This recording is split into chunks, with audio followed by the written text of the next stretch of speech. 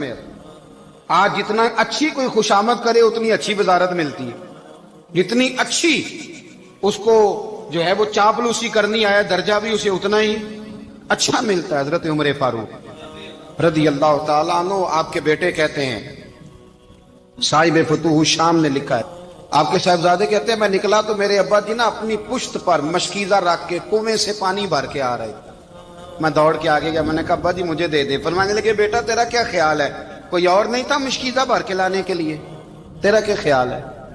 کہا ابا جی بڑے لوگ تھے پر آپ کیوں اٹھا رہے ہیں؟ فرمانے لگے نفس نا ذرا میرا بڑا ہو گیا تھا، اسے ذرا ذلیل کر رہا ہوں، ذرا اپنا محاسبہ کر رہا ہوں، یہ مجھے کہہ رہا تھا تو بڑی چیز ہے، تو میں نا ابھی مشکیزہ گھر رکھ کے آؤں گا، پھر تیری ماں نے مجھے کہا ہے کہ گھر میں لکڑیاں کوئی نہیں جلانے کے لیے، پھر میں جنگل سے لکڑیاں کاٹ کے لاؤں گا۔ اب میں امیر المومنین بن کے نا تو میرا نفس تھوڑا بڑا ہو گیا۔ اب یقین کریں ہمارا ہاضمہ خراب ہو جاتا ہے جب تک ہمارا تعارف صحیح نہ ہو، ہمارا تعارف ٹھیک نہ ہو، میں یہ ہوتا ہوں میں وہ ہوتا ہوں، چھوڑ مٹی دیں تے مٹی رہنا ہی، مٹی دیں تے مٹی دیں تے مٹی رہنا ہی، ایویں کادی بلے بلے اج مٹی دے اتے بندیا تے کل مٹی دے تھلے، مٹی دیں تے مٹی رہنا ہی، کادی بلے، مجھے پوچھ لو مجھے جان لو میرا نام لے لو، میں بھی آیا ہوں، میں بھی ہوتا ہوں، میرا بھی یہ تذکرہ ہے، میں بدکار پرانا خادم کسے در ملی نہ ٹوئی، اے تے واصف یار نے نظر جو کی تھی تے واصف واصف ہی ہوئی۔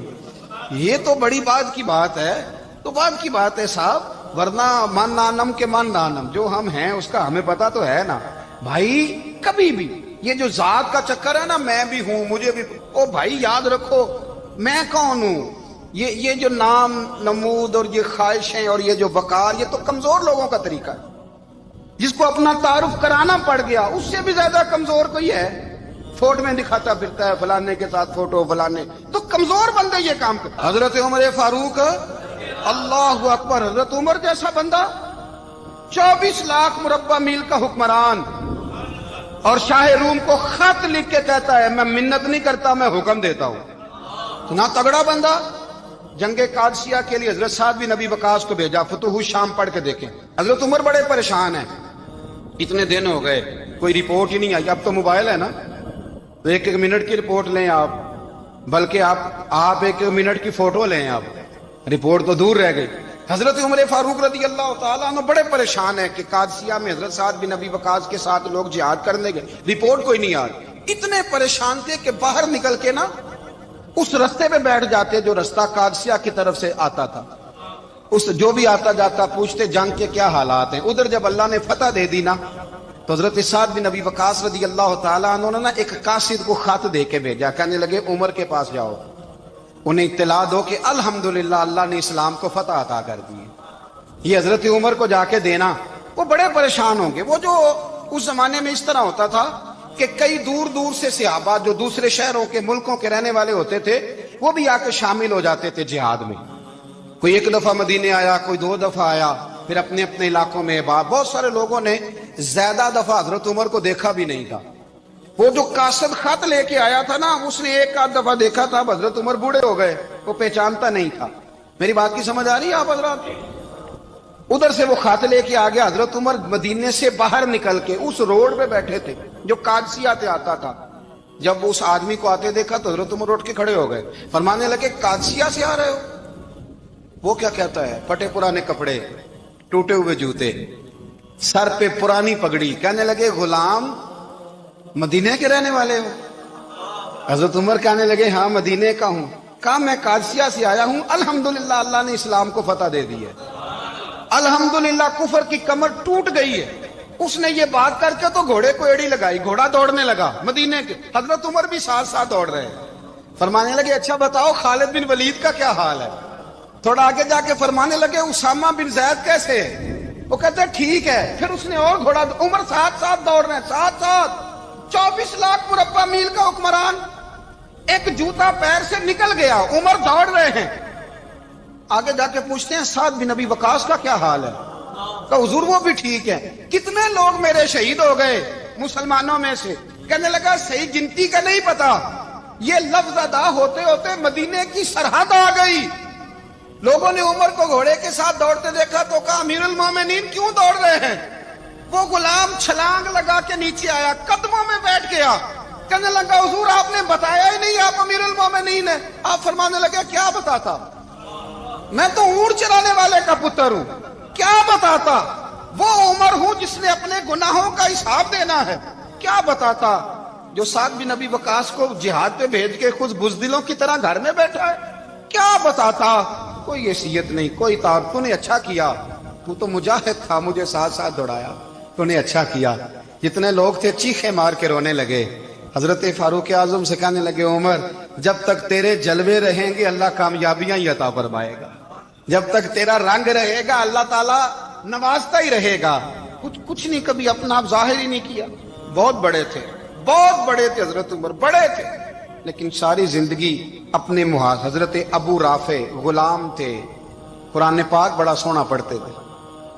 حضرت عمر جب بھی انہیں ملتے کہتے ابو رافع تو عمر سے اچھا ہے, قرآن بڑا شاندار پڑھتا ہے. تو وہ کہتے حضور اگر میں قرآن صحیح پڑھتا ہوں تو آپ کو قرآن کی تشریح زیادہ صحیح آتی ہے, آپ بھی تو مجھ سے افضل ہیں. تو آپ فرماتے نہیں, پھر بھی تو مجھ سے افضل ہے. کیوں؟ اس لیے کہ تو اپنے غلام اپنے آقا کی نوکری بھی ٹھیک کرتا ہے اور رب کی عبادت بھی ٹھیک کرتا ہے, اور مجھے خالص صرف عبادت کرنی ہوتی ہے, وہ بھی ٹھیک نہیں کر پاتا. ساری زندگی اپنا محاسبہ, ساری زندگی اپنے گریبان میں دیکھا, ساری زندگی اپنے آپ کو پرکھا, اپنے آپ کو ٹٹولا. 62 سال عمر بیت گئی.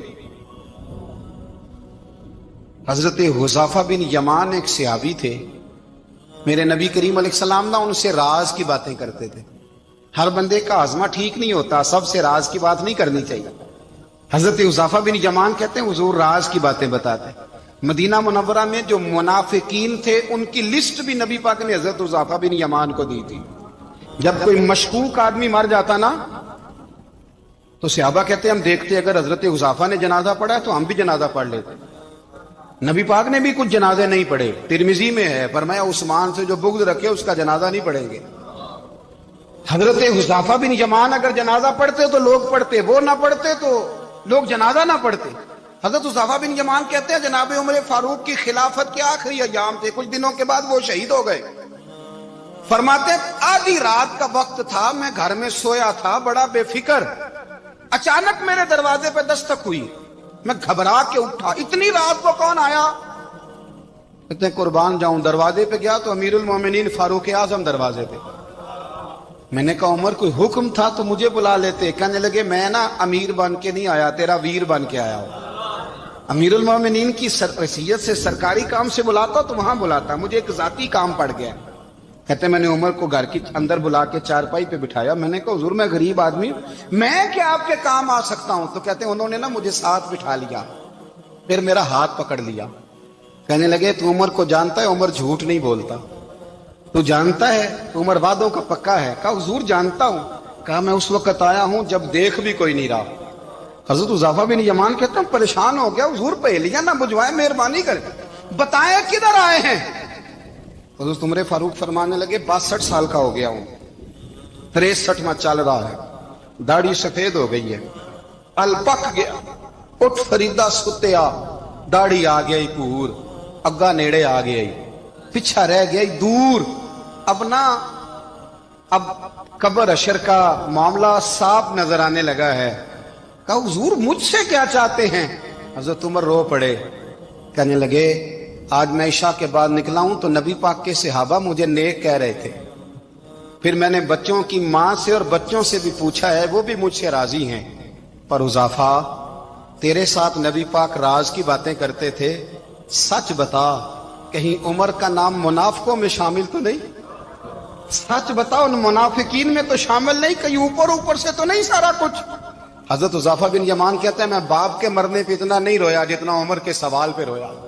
میں قدموں میں بیٹھ گیا. میں نے کہا نہیں عمر, یہ تو میں نے نہیں سنا, لیکن یہ میں نے نبی پاک سے ضرور سنا ہے کہ میرے بعد اگر کوئی نبی ہوتا تو عمر ابن خطاب ہوتا.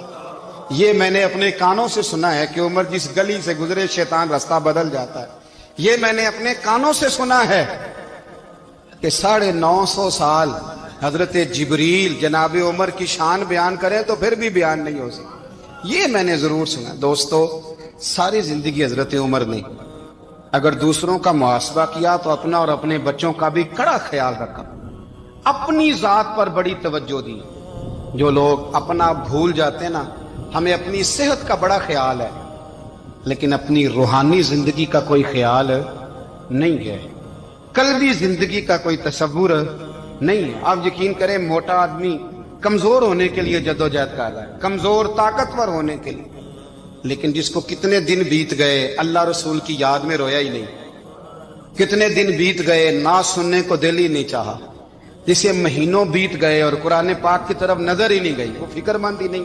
زندگی زندہ دلی کا نام ہے، مردہ دل کیا خاک جیا کرتے ہیں۔ بھائی، حضرت عمر کی زندگی دور حاضر میں ہمیں یہ سبق دیتی ہے کہ کڑی نگرانی رکھو اپنے پودوں کی، کڑا خیال رکھو اپنے ذاتی باغ کا، اور یہ جو تمہارے دل کی دنیا ہے، یہ تمہاری روح کی زندگی ہے، اس کا محاسبہ کرتے رہو۔ نبی کریم علیہ السلام نے فرمایا اپنا حساب خود کر لو قبل اس کے کہ تمہارا حساب کیا جائے۔ اپنا حساب، بولیے، اپنا حساب۔ ہم ساری دنیا کا حساب کرتے پھرتے ہیں، کوئی کہاں سے کماتا ہے، کہاں کھاتا ہے، پر اپنا حساب حضور نے فرمایا حساب کر لو قبل اس سے کہ تمہارا حساب۔ مولا علی فرماتے ہیں نماز پڑھ لو قبل اس کے کہ تمہاری نماز پڑھی جائے، نماز پڑھ لو قبل اس کے کہ تمہاری۔ اپنا محاسبہ کریں، تھوڑا سا نا اوپر دائیں بائیں دیکھنے کی بجائے تھوڑی سی گردن جھکا کے نا، درویش کہتے ہیں برے بندے نو میں لبن ٹریا تے جگ تے ملیا نہ کوئی، اپنے اندر چاتی پائی تے میتھوں برا نہ کوئی۔ تھوڑی سی نا، تھوڑی سی اپنی طرف توجہ دیں۔ ہم نا بے چین وقت گزار رہے ہیں، بے قرار ہیں، بے سکون ہیں، سبب یہ ہے کہ ہم نے نا اپنا حساب کرنا چھوڑ